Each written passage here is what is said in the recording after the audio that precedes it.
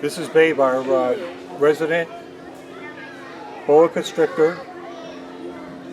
Every Saturday we take him out. The kids can hold him, the kids can touch him. It's an awesome feeling because he feels like one big muscle. As you can see, he likes to curl around because he's taking your body heat. He's cold-blooded, and he tries to get as close to you as he can.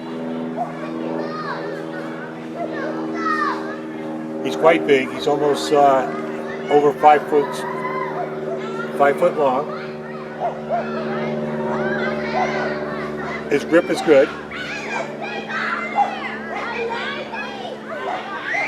He loves to crawl around. He loves to get in the sunlight.